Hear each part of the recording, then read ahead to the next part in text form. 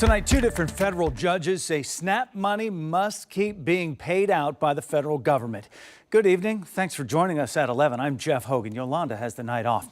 The funding was supposed to stop at midnight, but will the Trump administration comply with the judge's orders? 10 TV's Libby Cathy spoke to one local SNAP recipient who is still worried about it. Libby. That's right, Jeff. Even with two federal judges today ruling the Trump administration must continue to pay for SNAP using emergency reserve funds, some families still left questioning when those payments will pick back up and are left worrying about their kids in the meantime.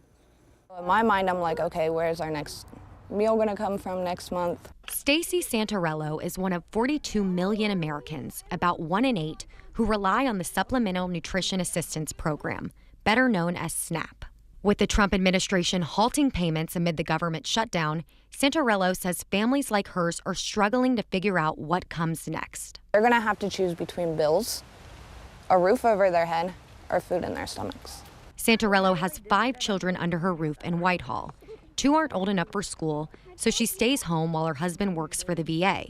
They receive about $500 a month in SNAP benefits. Expecting payments to lapse at midnight, she says it's going to be hard. We're going to have to stretch it.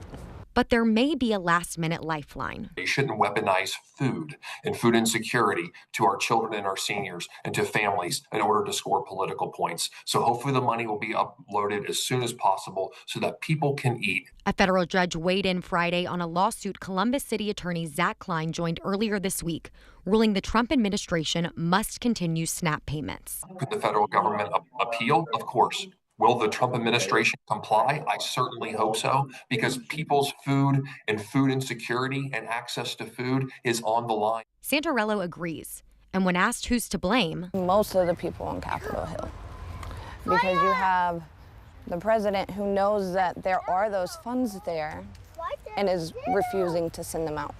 In the meantime, Governor Mike DeWine has released $25 million in emergency funds to help families below the 50% poverty line. But Santurello says hers doesn't qualify. Unless you're in that Ohio Works program or you get the cash assistance, are the only families that, from my gathering, are going to be the ones to get that. And that means not you. And that means not us. So there's still going to be the elderly, disabled, the veterans, children, thousands of children without meals. Waiting to see whether the Trump administration will comply with Friday's federal rulings, families like Santurello's are left in limbo.